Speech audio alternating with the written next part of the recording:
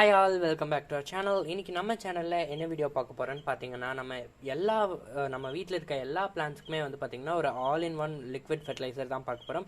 இந்த liquid fertiliser எதுக்காக use பண்ணுறோன்னு பார்த்தீங்கன்னா, செடியில் வந்து பார்த்திங்கன்னா நிறையா பூக்கள் பூக்கிறதுக்கு, அதுக்கப்புறமா பூக்களோட நிறத்தை வந்து அதிகப்படுத்துறதுக்கு, அதுக்கப்புறமா வந்து ப்ராப்பராக வந்து உங்களுக்கு காய் வைக்கிற செடியாக இருந்ததுன்னா ப்ராப்பராக காய் வைக்கிறதுக்கு, அதுக்கப்புறம் விதை வைச்ச செடிகளாக இருந்ததுன்னா செடியோட சத்துக்கள் எல்லாமே பார்த்திங்கன்னா அந்த விதைகளுக்கு போயிடும்.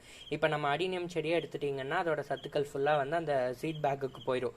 ஸோ அந்த மாதிரி டைம்லலாம் வந்து நம்ம ஆட் பண்ண நியூட்ரியன்ஸ் வந்து பார்த்திங்கன்னா ஒரு லிக்விட் ஃபெர்டிலைசராக வந்து நம்ம செய்ய போகிறோம்.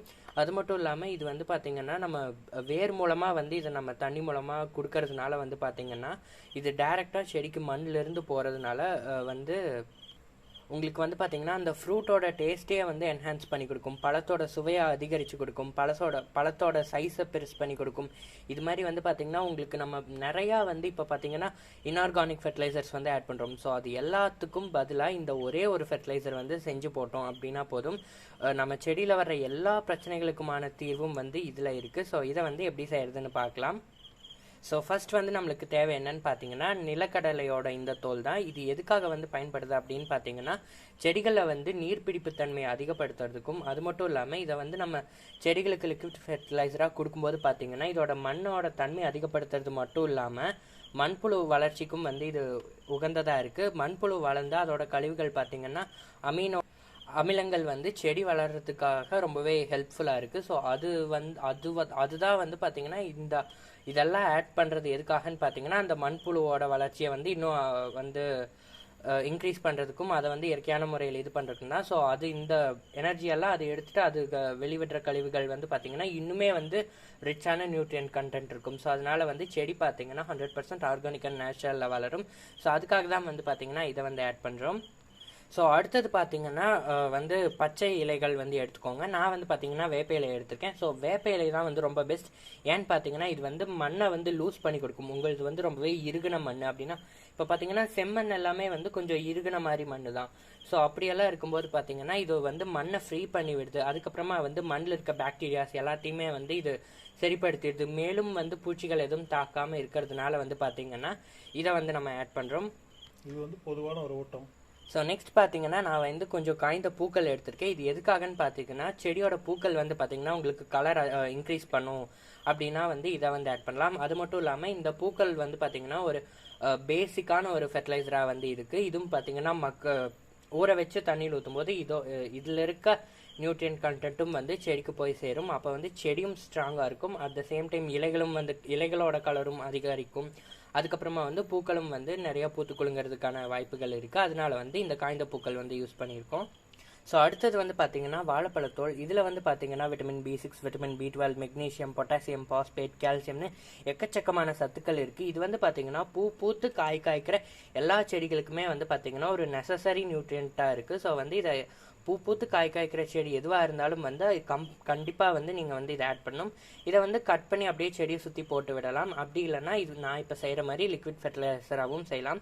ஸோ இப்போ என்னென்ன வேணுங்கிறத பார்த்தாச்சு. இப்போ எப்படி அந்த லிக்விட் ஃபெர்டிலைசரை செய்யலான்னு பார்க்கலாம் வாங்க. ஸோ தண்ணி ஊற்றுறதுக்கு முன்னாடி பார்த்திங்கன்னா நம்ம எடுத்து வச்ச எல்லாத்தையும் வந்து ஒரு பெரிய டப்பில் வந்து கொட்டிக்கிறோம்.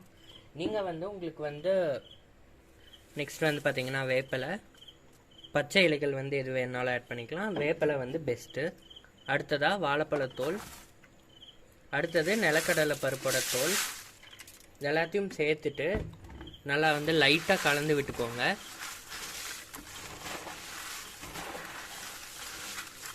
இப்போ வந்து இதில் வந்து தண்ணி ஊற்றிடலாம். நான் வந்து இப்போ 10 லிட்டர் தண்ணி எடுத்திருக்கேன்.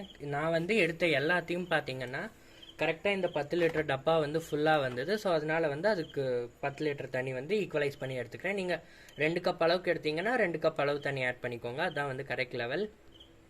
இப்போ தண்ணியை எடுத்து ஊற்றிடலாம்.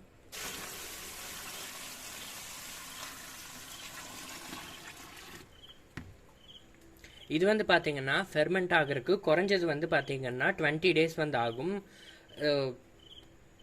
அதிகபட்சம் 20 டேஸ் ஆகும். உங்களுக்கு வந்து இந்த ஃபெர்மெண்ட் ப்ராசஸ் வந்து அதாவது புளிக்கணும் இது வந்து. ஸோ சீக்கிரமாக ஆகணும் அப்படின்னா வந்து நீங்கள் கொஞ்சமாக வந்து கரும்பு சக்கரை ஆட் பண்ணிக்கலாம். அப்போ வந்து இது வந்து ரொம்பவே சீக்கிரமாக வந்து புளிச்சிடும்.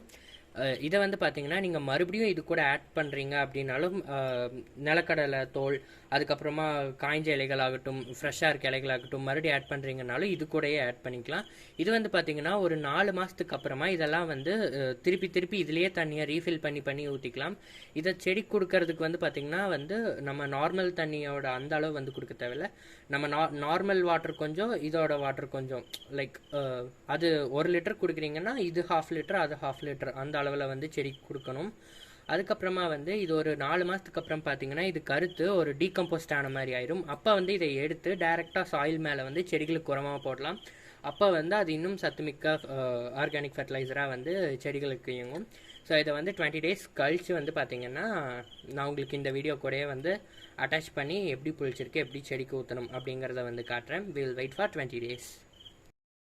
ஸோ 20 டேஸ்க்கு அப்புறமா பார்த்தீங்கன்னா நம்மளோட ஆல் இன் ஒன் ஃபெர்டிலைசர் வந்து ரொம்பவே சூப்பராக வந்து ரெடி ஆகிடுச்சு. இதை வந்து பிளான்ட்டுக்கு கொடுத்தோன்னா இது வந்து பிளான்ட்டில் பூ பூக்கிறதுக்கு, காய் காய்க்கிறதுக்கு, வேரில் வர்ற பிரச்சனைக்கு, இலைகளில் வர்ற பிரச்சனைக்குன்னு பிளான்ட் ஹெல்த்தியாக க்ரோ ஆகிறதுக்கு, இது மாதிரி எல்லாத்துக்குமே வந்து பார்த்தீங்கன்னா இது ரொம்பவே ஹெல்ப்ஃபுல்லாக இருக்கும். ஸோ இந்த ஃபெர்டிலைசரை வந்து நீங்களும் உங்கள் வீட்டில் வந்து செஞ்சு பார்த்துட்டு உங்கள் பிளான்ட் ஃப்ரெஷ்ஷாக க்ரோ ஆனதை கண்கூடாக பார்ப்பீங்க. ஸோ இந்த வீடியோ உங்களுக்கு பிடிச்சிருந்ததுன்னா என்னோட விஷ்ணு வர்ஷன் ஆர் சேனலுக்கு மறக்காமல் லைக் பண்ணுங்கள், ஷேர் பண்ணுங்கள், சப்ஸ்கிரைப் பண்ணுங்கள், சப்போர்ட் பண்ணுங்கள்.